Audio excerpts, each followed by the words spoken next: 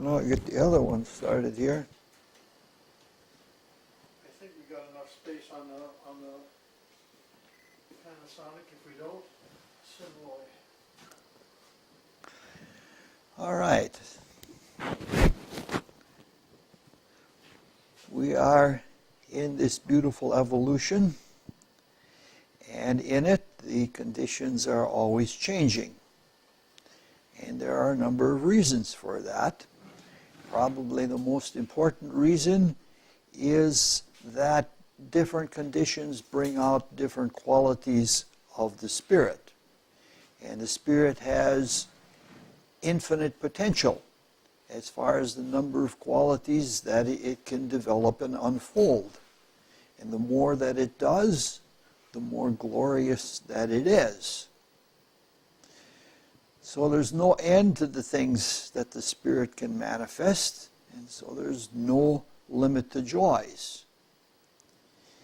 The Spirit, and each of us that are foci of the Spirit, are in this. That's what the whole creation is for.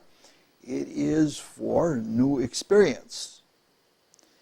And to the degree that we are in touch with the Spirit, to that degree, we seek out new experience and try to fulfill the reasons for the evolutionary creation.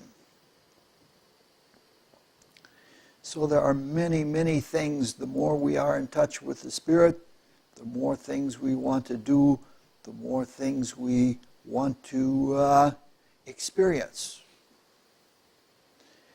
Now, we're pretty deep into the materialization, the material manifestation of the creation, and because of that, there's another reason why things are constantly changing. And that is, especially in our fallen state, we tend to get stuck. We stay where we are. Sometimes the motivation is that we're complacent from self-satisfaction or something like that. Sometimes it's from insecurity. Sometimes it's from fear. But whatever it is, we get stuck. And it is for this reason that we as spiritual aspirants must always make sure that we remain awake and that we are alert, so that we don't lapse into that kind of complacency and get stuck before we know it. And we stop learning new things, which basically means our lives are wasted at that point. Now, in the talk previous to this talk, we explored questioning as the psycho-spiritual attitude of the concrete mind when it is evacuating thought forms in the concrete subdivision of the world of thought. We started with the pipes of Pan, and we started with archetypes as hollowed out forms. They're voids in the thought stuff, which is alive with what you might call vibration, and so they are singing voids, just like the Pan pipes are singing voids. Of course, we can't be too materialistic about that because stuff in the world of thought is very, very different than it is here. So what we did is we tried through self-observation to verify whether or not this drawing attitude of questioning, whether that was what we were doing when we were thinking. Were we evacuating by our questions, drawing things out? And from the feedback that I got from various people, that seems to be the case.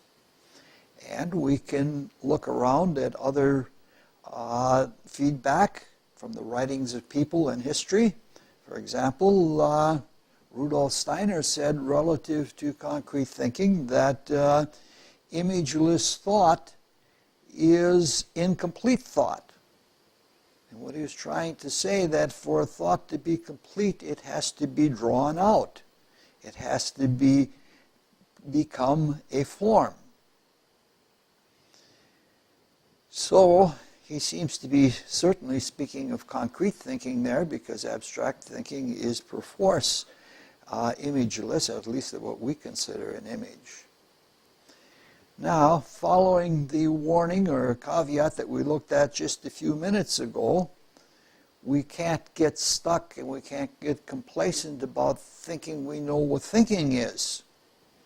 And so we have to ask ourselves whether the only attitude, questioning, is the only attitude that we have when we are thinking.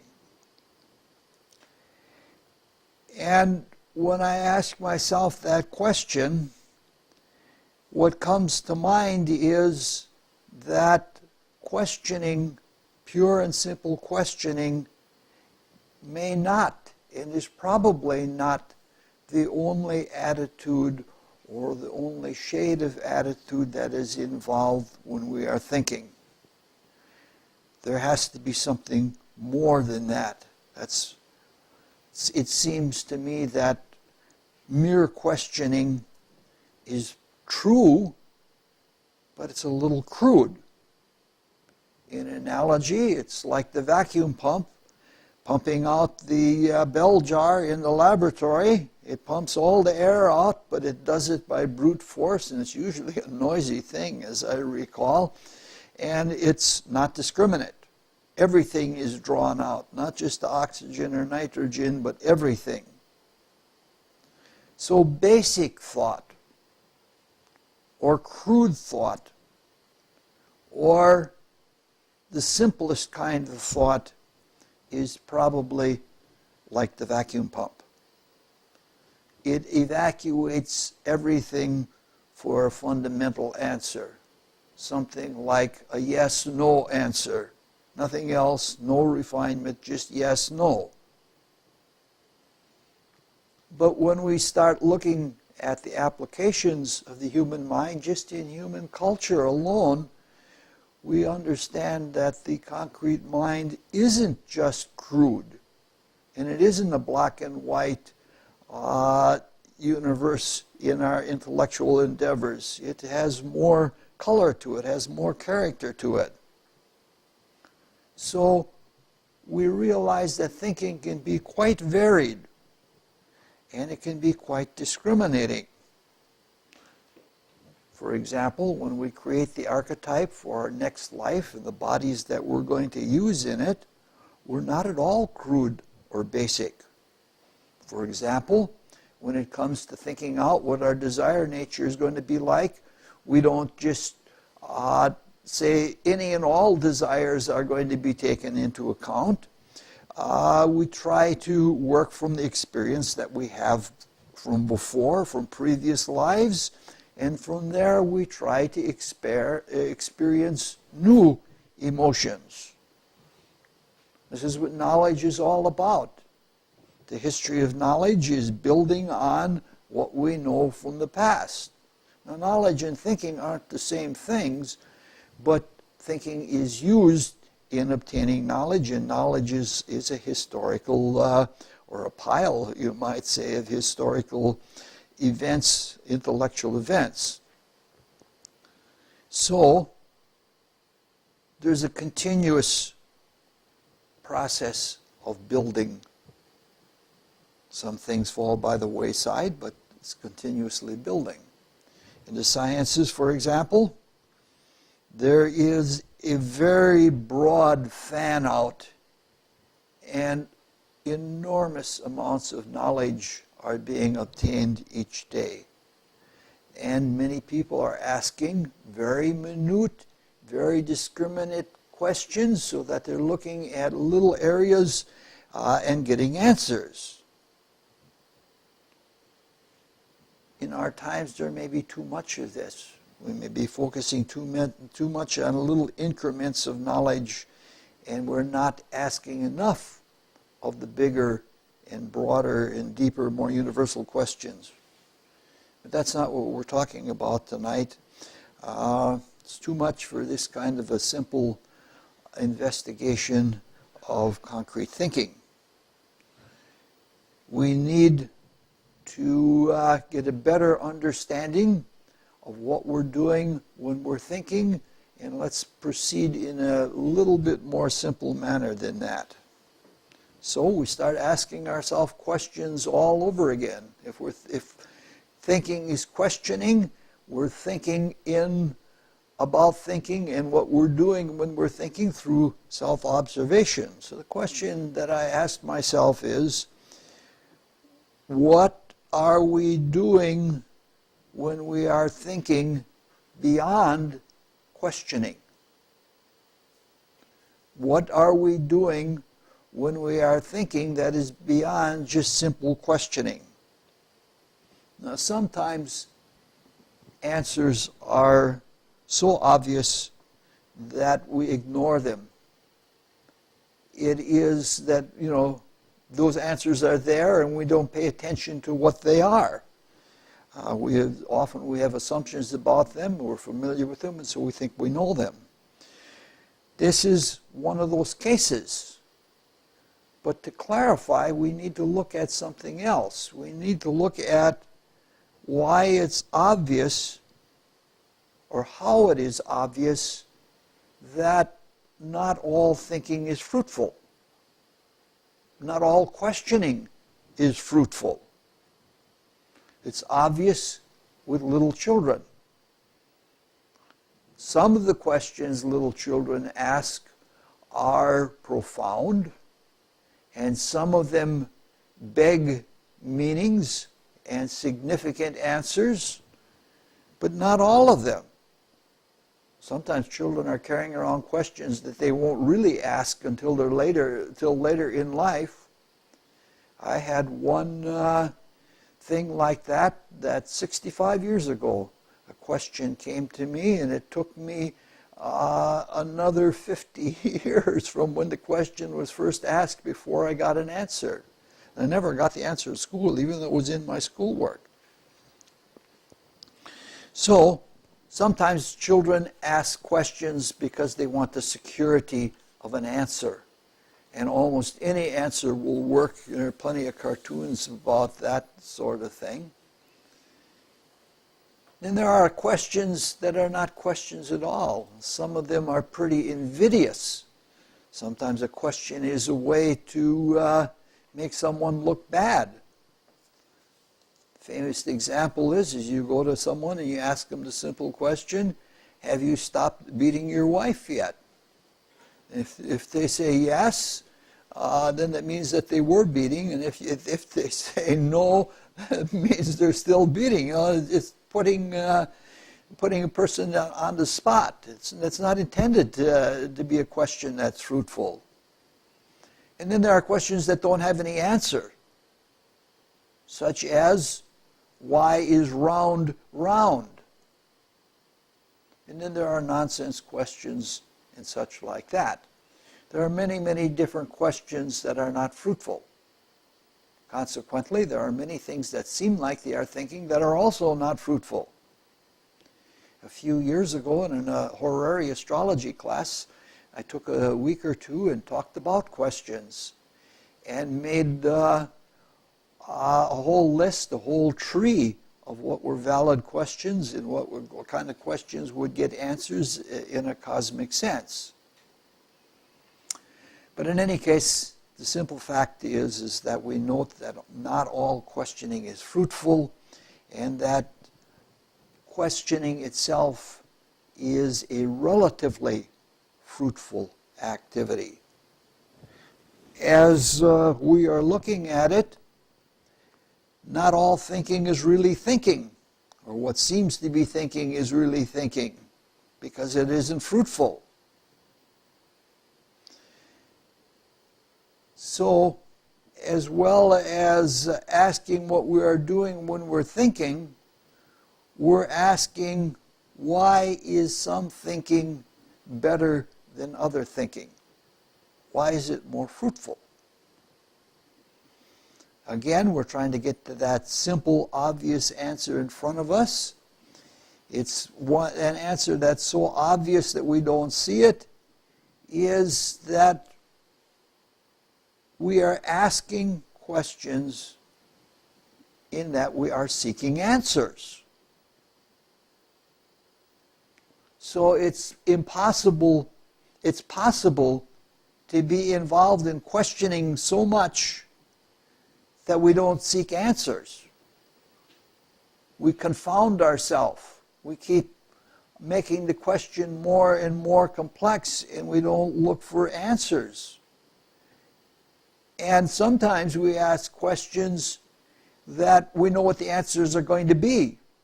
Those are prejudicial questions, and they're not fruitful at all. They're mock questions.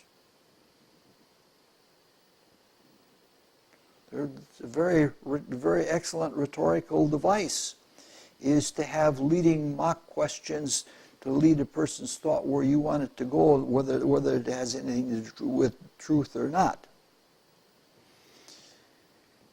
The best word that I can think of to describe a more refined psychospiritual attitude about thinking that is more than just simple questioning is reception.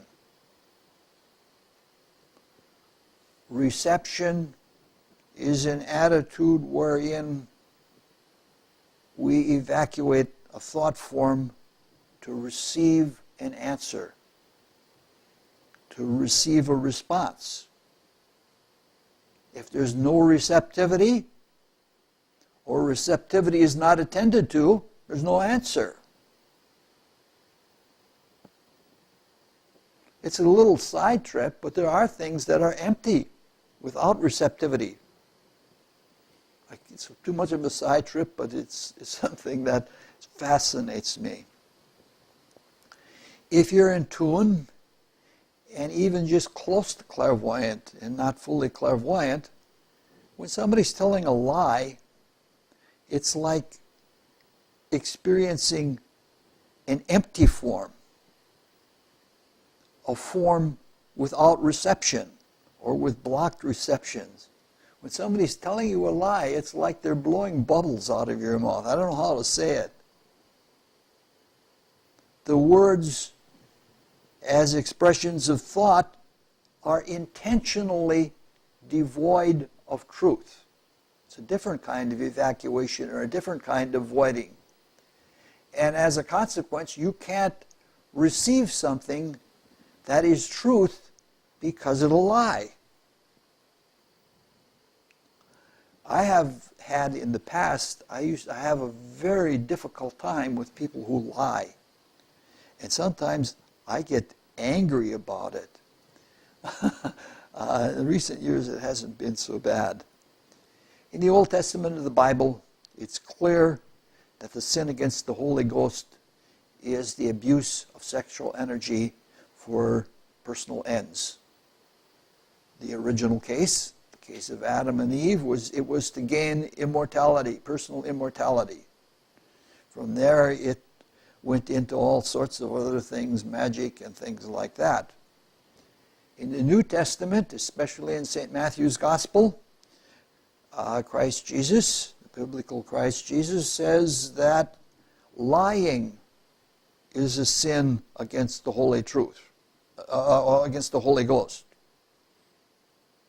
Now, it's surprising to me how closely lying and sexuality are associated with each other. But without getting too far afield from our subject, sex for pleasure is an empty action.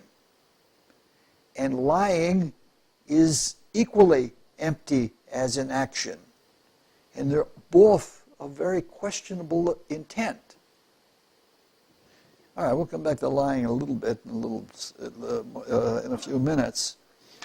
Now you might say that thinking as receptive questioning is a process of accommodating one's consciousness to an unknown truth.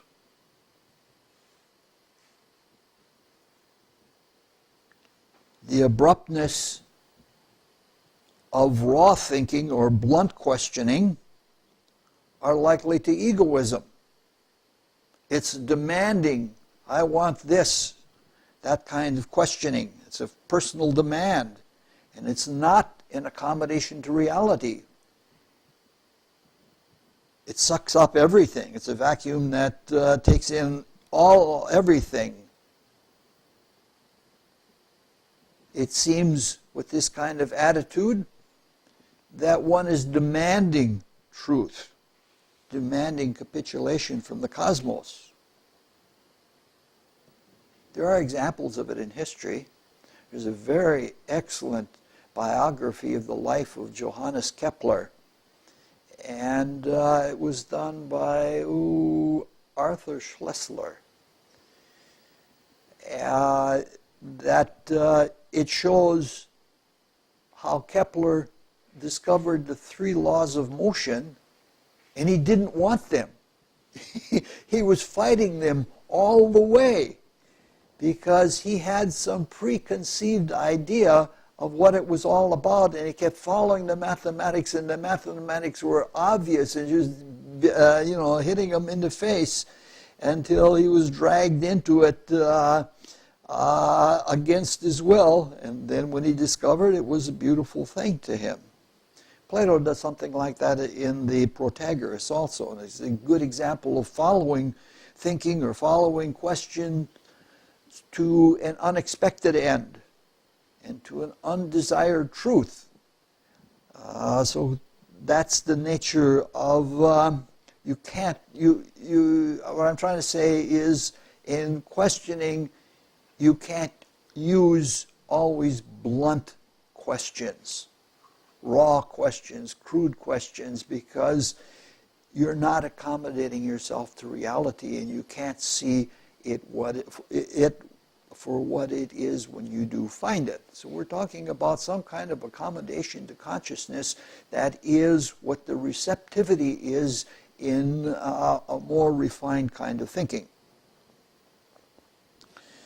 Of course, when we start thinking about receptive questioning, or the accommodating of the consciousness of the truth seeker, it opens us to other insights and, of course, other questions.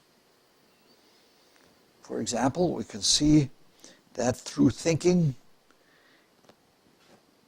is an individual or personal activity. But the ends of it are impartial and impersonal. You have to give up self-conception in order to be receptive to truth. Because the truth is going to come out whether we want it or not. In this, Hermes Mercury was always the servant of the gods, and he was always impersonal. He had to serve whether he liked it or not. Of course, Hermes was also the perpetrator of lies and theft and all sorts of chicanery and things like that, much as the nascent concrete mind is when it's in the service of egoism. Because the ego can use the mind as much as the spiritual self can. In all of the questions that are raised about receptivity in thinking, there's one that leads us to where we want to go that is the most important. It's again very, very simple in question and in answers. And for mystery students, it's very, very important.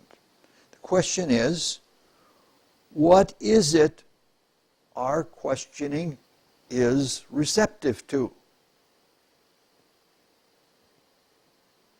What is it that our questioning is receptive to? Obviously, the answer is that our questioning, if we have purified our mind, our questioning is receptive to the truth of things. Our minds are built by the truth, and they are used, and they are improved, and they are developed by the truth. That is, when we start thinking true thoughts, there is a progress within the mind so that our mind is improved. In a later talk, we're going to talk about how our minds are built by truth self-objectified. But for now, we want to proceed forward in a little bit more simple manner. Because our minds are receptive to truth, and if we are really thinking, it's conceivable that there are no untrue thoughts. Because if we are accommodating ourselves to reality, whether it be material reality or spiritual reality, there should be no untrue thoughts. And Plato said that very thing. He said, can we think untrue thoughts? And he came to a very similar conclusion that I did, and that is, if your mind is focused on reality, there should be no untrue thoughts. That doesn't necessarily mean that my own thoughts are all true thoughts, but it is possible that there should not be untrue thoughts. In an absolute sense, there is no untruth. Now, someone can tell us a lie, but when they tell us a lie, there's untruth in what they say, but that's a minor thing. If you look at it in a larger sense, the person who is telling you a lie is telling you much, much more about themselves than that little matter that the fact is not directed to. Even a superficial psychoanalysis, you can see why somebody's telling a lie.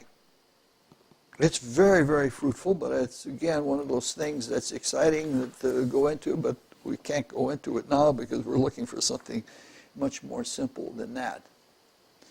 We're looking for something more direct in a rudimentary manner.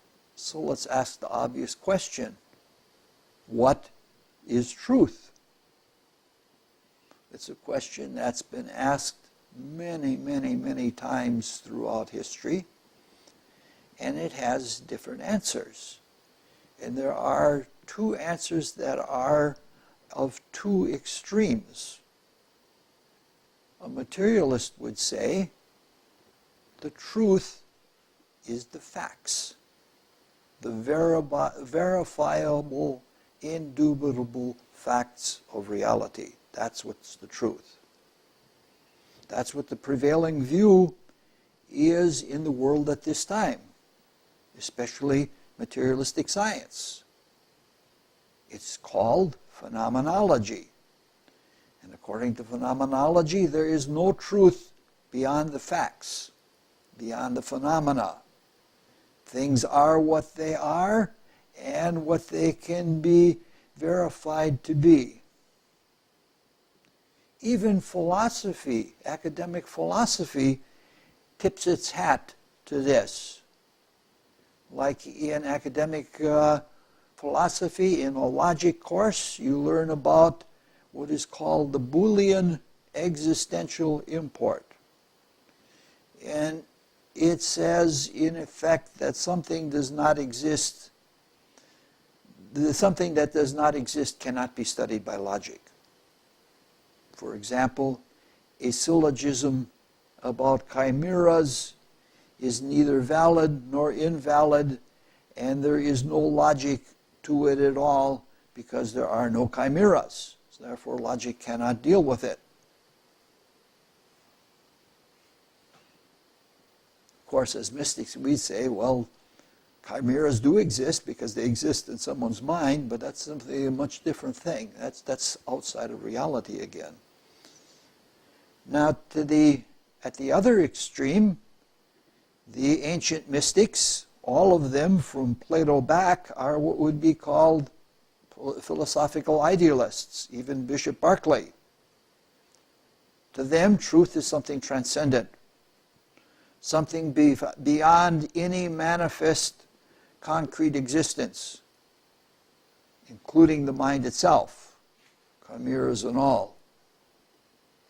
The truth lends itself or knows itself or becomes itself in manifest concrete existence, which is why things here do make sense, but the truth itself is something beyond that. That said, it is not unknowable, and that is what transcendental mysticism is all about. It can be apperceived, and it is the goal of any mystical aspirant. Now, it's pretty obvious that these are quite disparate answers to the question, what is truth? So much so that it would seem that there couldn't even be conversation between the two.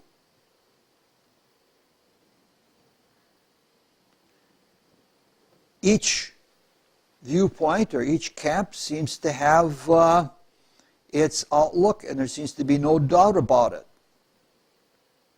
And each is confirmable, or it's confirmed absolutely. So the question comes up, which is right? In terms of mysticism, at least mysticism at this time in history, both are correct. Seems very, very strange, but both are correct. So, without rushing into philosophical disputation, let's try to explore what the truth is that we are being receptive to when we are questioning with receptivity, when we are accommodating our consciousness to it. In a very different way than it is normally taken, the old statement that the truth is a double-edged sword, and so is the mind that sees it, is true. Mythologically, Hermes Mercury was always a double dealer. In astrology, it's obvious. The double-bodied sign, the twins, one of whom is mortal, like the phenomenological consciousness, and one is immortal, are ruled by Gemini. And the twins rule the concrete mind. So this is not something new, but it is something that needs re-examination if we want to understand and improve our thought process, our ability to investigate spiritual worlds as well as material worlds. We need to go into this. This is something that's important for our understanding of and our participation in reality. As important as it is, I'm reluctant to go into it because I'm not sure of how to do so. It's so difficult. And part of the difficulty is scope. The mind and thinking is central to the entire creation. And it's central to our life cycle of rebirth. And it's central to our moment-to-moment consciousness. The same thing that we are looking at is operative on all these different levels, on various degrees of scope in the world. So it's really very, very difficult to go into without getting long-winded and losing track of consciousness. So what I've decided to do is to talk about something that is commonplace and something that's very dear to me and something that's very familiar, though some of the consequences of what I have to say are not very complimentary of me. I love to garden. Though I am not very good at gardening. And I'm not very good at gardening because in the past, though each year it changes more year by year, I haven't utilized receptivity, mental receptivity, thinking about the garden.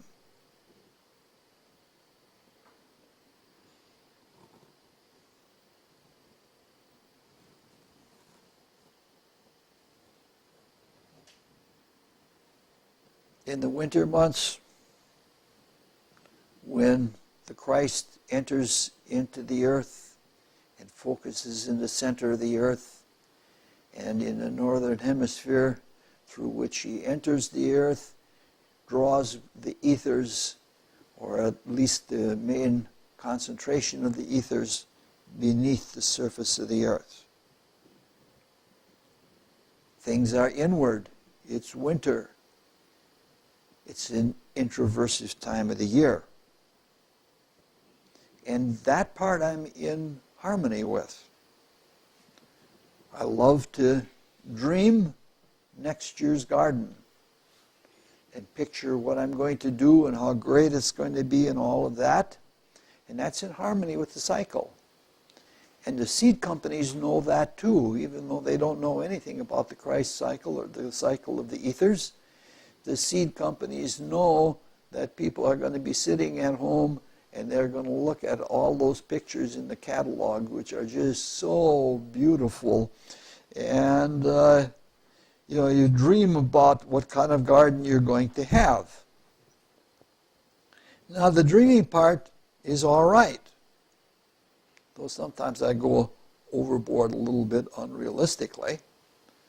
But then comes the actual garden, when things come to the surface and you actually put the stuff out there. And when that happens, it's never like what you dreamed. Often it doesn't even come close. Some things are better than you dreamed, and that's because of the superlative beauty of nature, of living, growing things. But some things don't turn out well at all. And some of the reasons are unknowns. Like this last year has been a very bad year because of the weather. And then there are the disasters of ignorance.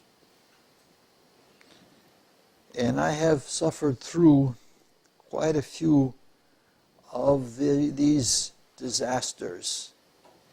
And most of them were avoidable. And the reason why time and again that this happens to me is because I'm not receptive in my mind. I have myself trained now so that every day I walk through every part of the garden and look at what's going on. But I don't ask myself questions, and I'm not receptive to answers to what's going on in the garden. And so disasters happen anyway. But year by year, I'm getting better. So if we watch phenomenal things closely enough, and if we listen with our mind, nature sings its truth to us in sort of an obverse way that the archetypes sing. And ultimately, this is how we come to know things.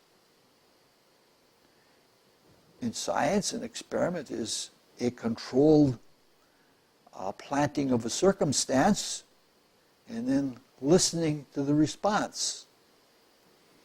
Now, this is a very shallow example, but it happens in a larger, deeper way when we come to rebirth. We come to rebirth with a dream and a plan.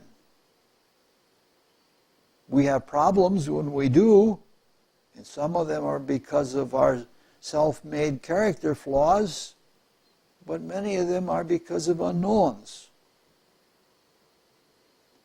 After we have finished a life, and hopefully before we have finished a life, we draw out and we receive an understanding of some of what is unknown.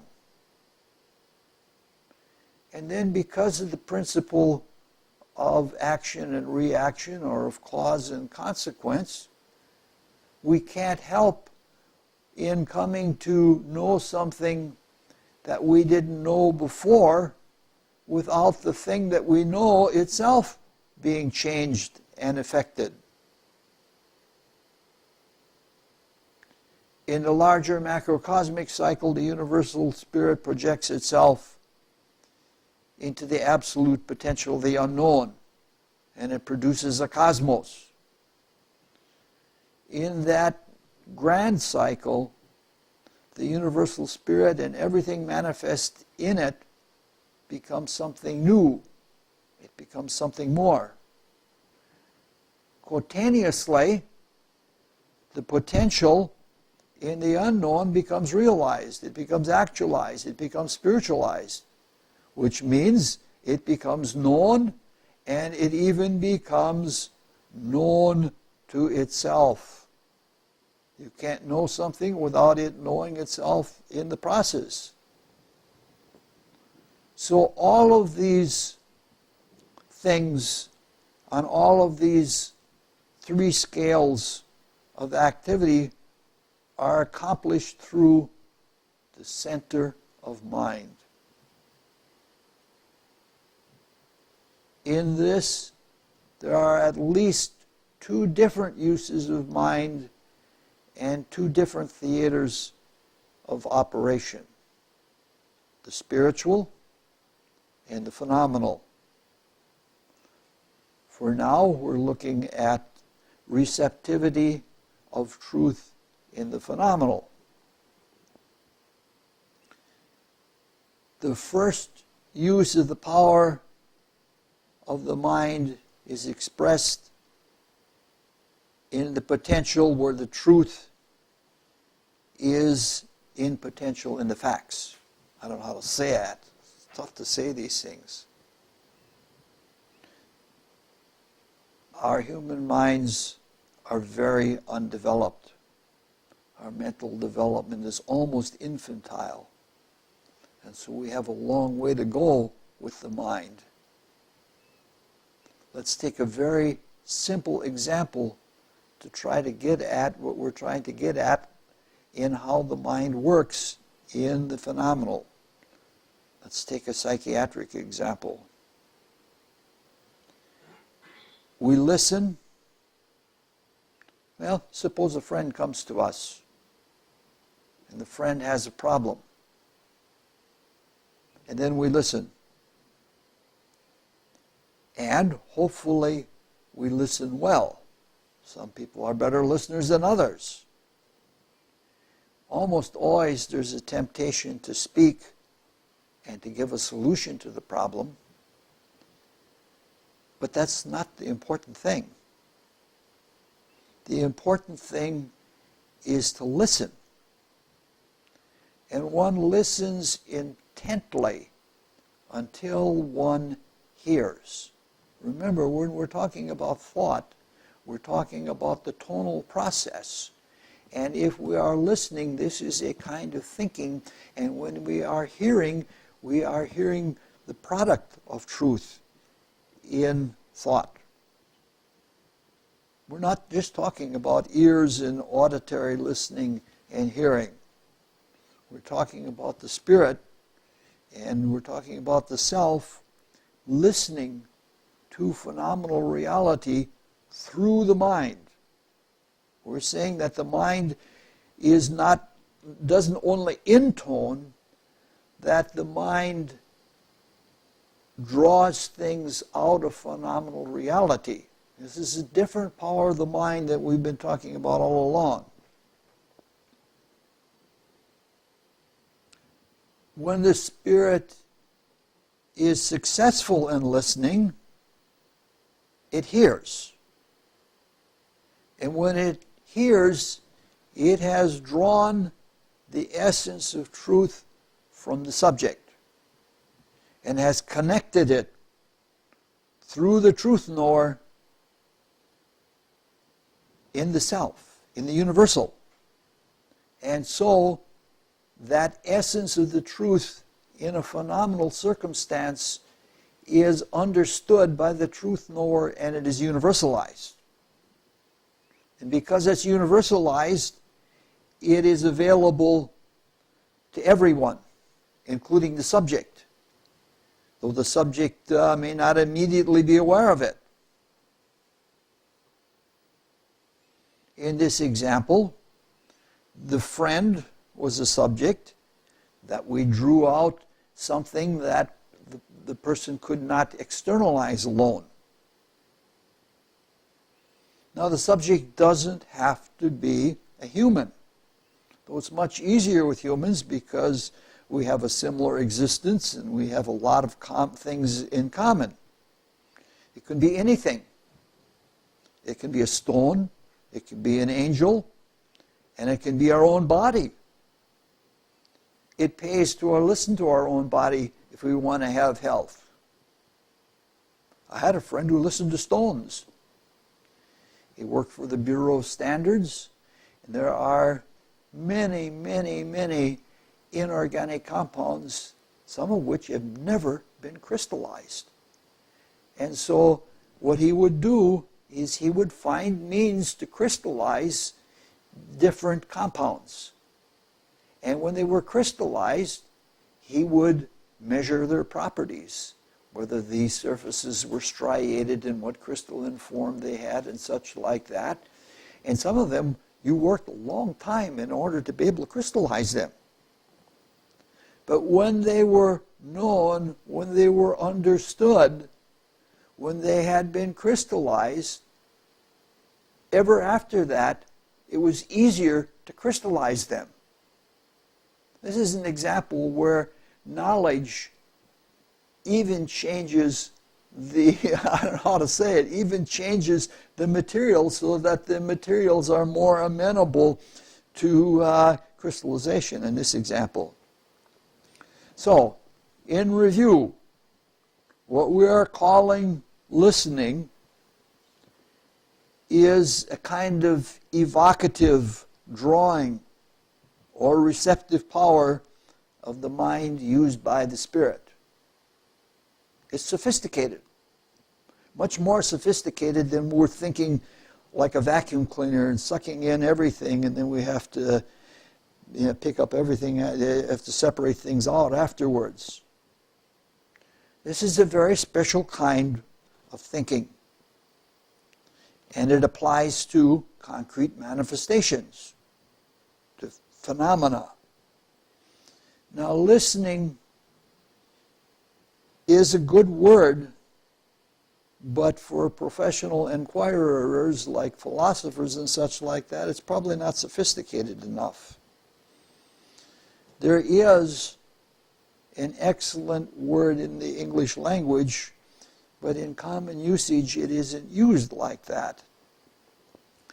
And that word would be rethinking, using the prefix re, more like it's used in the word reset rather than in the word refuse. Now, the rethinking need not be direct, and it doesn't have to always be in the moment. It can even have been long past. What we're talking about is the re-experience of an event. And any time that a cause has become a consequence, or any time an action has become the whole event has become an action-reaction as one thing, that is a past history. So what we're talking about is that one of the positive functions of thinking, that we're calling rethinking, or that we're calling listening and hearing, is a, how do you say it? It's memory. You say it simply, it's memory of some sort. Now that again is another huge, huge topic that's way too big to follow. Take a number of talks to talk about it. Memory, in simple, there are a bunch of words about memory. The one that applies to what we're trying to get to in our inner process when we are rethinking is the word recall. Again, it's a tone word. It's a sound word. As an example, sometimes we conveniently forget things that we don't want to remember because they aren't our most sterling moments. And when that's the case,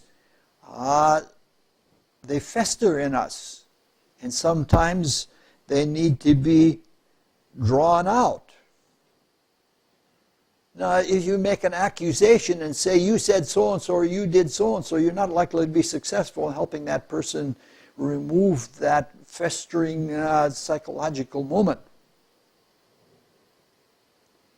What you can always say, do you recall when you said so-and-so or when you did so-and-so? And with that kind of recalling, there doesn't have to be any suggestion or anything else, because the facts speak for themselves, if we listen to them anyway. So provided the individual doesn't block it, the person recalls. And when they recall, the listening becomes hearing. So when we hear, not just listen, but when we listen and hear, there is another memory word that comes out. And that word is remember. And to remember is to put together something that has been fragmented, or all the parts of an experience that have been fragmented. If you remember many years ago, about 18 years ago, we talked about the myth of Dionysus and about the myth of Osiris, all of whom, or even Orpheus for that matter, had his body ripped into pieces. And the quest was to remember them. That is, to take the members and put them back together again so that the whole would be there. So when the connection is made between disparate phenomena through the process of recalling them, and the recalling is successful, they get remembered as a universal idea. The Platonists called it distribution, when the things are broken into parts, and the term that they used was recollection, which is another memory word. All right, most of the example that we've looked at here has been human. And we used an agent-patient psychiatric example. The listening power of the concrete mind isn't limited to either. In some ways it's easier with humans for reasons stated earlier. For spiritual becoming, it's extremely important, because in doing this, we have to overcome the psychological resistance, which is one of the main impediments to spiritual growth. Listening to and hearing the facts of our personality is an all-important activity. This is what is the basis of the retrospection exercise. And that's why it is so effective. Sometimes just by looking at things, it's enough. You don't have to ponder it and hear it. Sometimes just by looking at it, eventually in a delayed reaction, you get it. You get an aha, and it's taken inside of yourself. It is universalized again. And strangely enough, even if we listen to the adversary, if we listen to the personal ego inside of ourselves, that is a successful spiritual activity.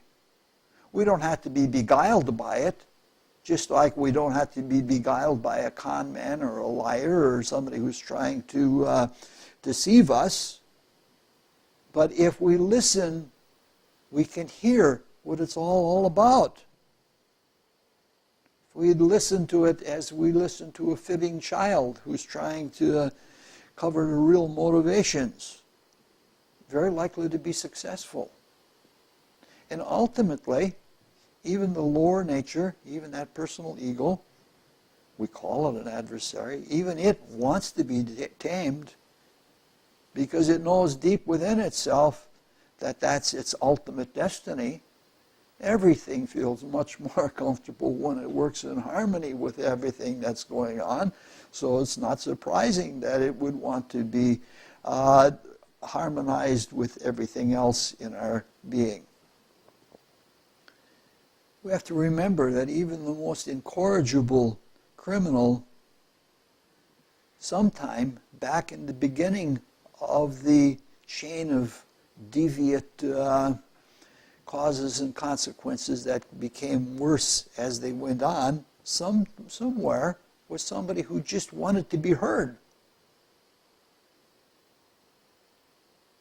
A lot of little things that we do wrong is to draw attention to ourselves because we want to be heard. We want to be healed. All right.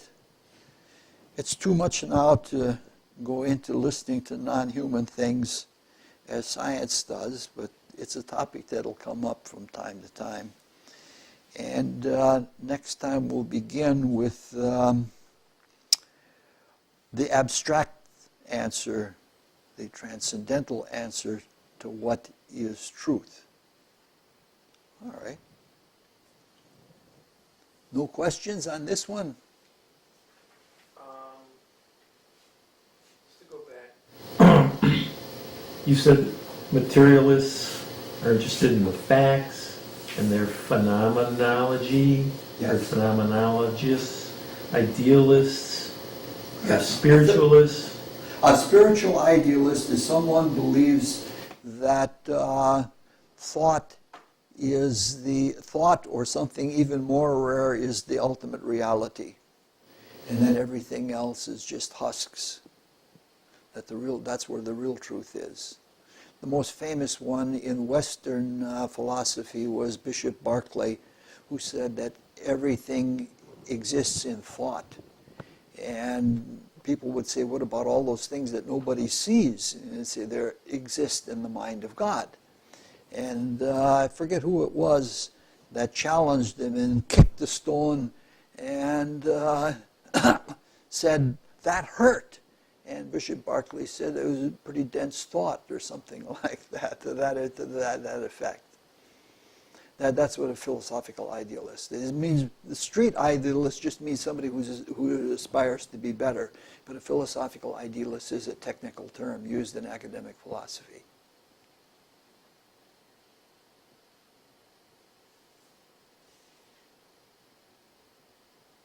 Okay, thank you.